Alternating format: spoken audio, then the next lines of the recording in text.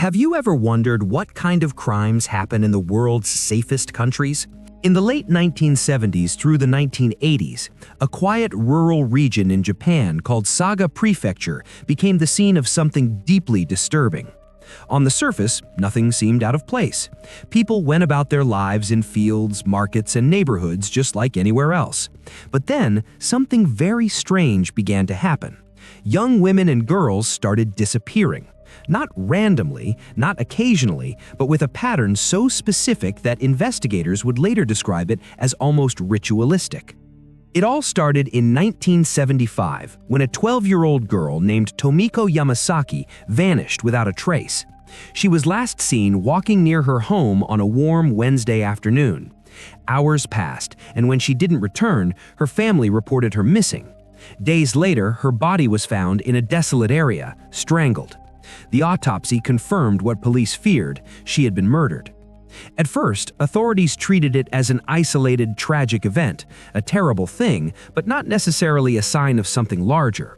But then it happened again. 2 years later, a 19-year-old woman named Ritsuko Hayatake disappeared. Just like Tomiko, she was last seen on Wednesday. Her body was later found in a location miles away from where she was last seen, also strangled. And then it happened again and again. Investigators began to realize they were dealing with a pattern. 7 women in total had gone missing in Saga Prefecture between 1975 and 1989, and most of them disappeared on Wednesdays. What made the pattern even more disturbing was that there was no single type of victim. These were not women of a specific age, class, or background. The youngest was only 11, the oldest was in her late 40s. Some were students, some were workers, some lived in small towns, others in suburbs.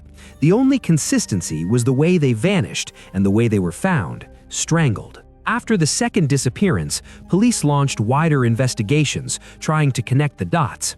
They combed witness reports, examined timelines, and tried to establish a motive.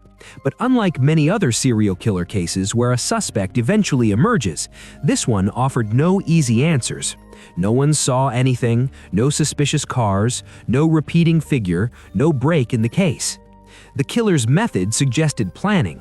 In every known instance, the victim either left voluntarily with someone they trusted or was taken without witnesses.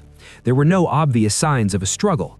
The strangulation was performed in a way that indicated the attacker was physically strong and likely familiar with controlling a person who resisted. And yet, despite these clues, the perpetrator remained unseen. After the 5th victim, Sumiko Fujise, whose body was found near a riverbank, pressure mounted from the public for arrests. Police began considering suspects based on behavior, timing, proximity to victims, and other small details. One man came under scrutiny, a local resident who had been seen in the general area during some of the disappearances. He fit some criteria that made police uneasy. That suspect was arrested and charged in connection with one of the murders. News outlets buzzed with speculation. Was this the end of the terror? Were families finally going to see justice? But in court, the evidence against him was weak. There were no eyewitnesses tying him directly to the crimes. There was no physical evidence placing him with the victims. The prosecution's case fell apart, and he was acquitted. The investigation returned to square one. As years passed, the focus on the Wednesday disappearances faded from national headlines. Japan has a culture and media approach that does not sensationalize violent crime the way some countries do.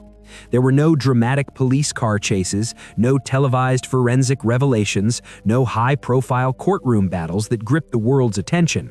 As a result, the series of murders in Saga Prefecture became mainly known among local law enforcement and true crime researchers, but barely outside Japan. Yet the pattern remained clear.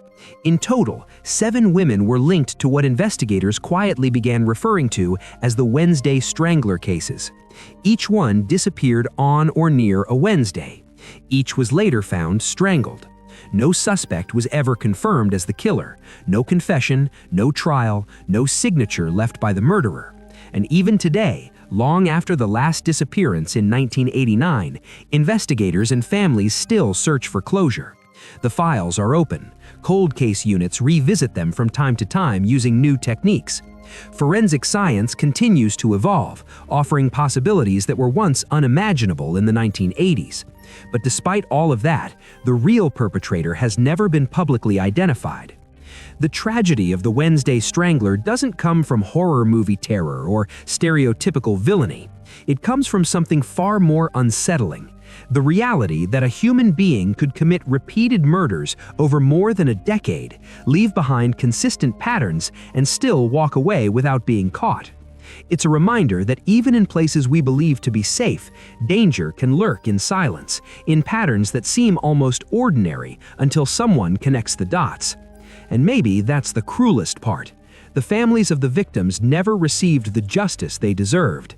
Mothers lost daughters, sisters lost sisters, and entire communities were left with the same question: who did this and why? This wasn't a random crime. This wasn't a single tragic loss. This was a series of murders with a disturbing level of consistency, carried out by someone who understood how to avoid detection. And despite all evidence pointing to a single attacker, the Wednesday Strangler, no one was ever brought to justice. Today, the Wednesday Strangler case remains one of Japan's most haunting cold cases, a true crime that never made global headlines, a mystery that still has no answer, and a killer who, as far as records show, was never stopped. And that is the story of the killer nobody talks about.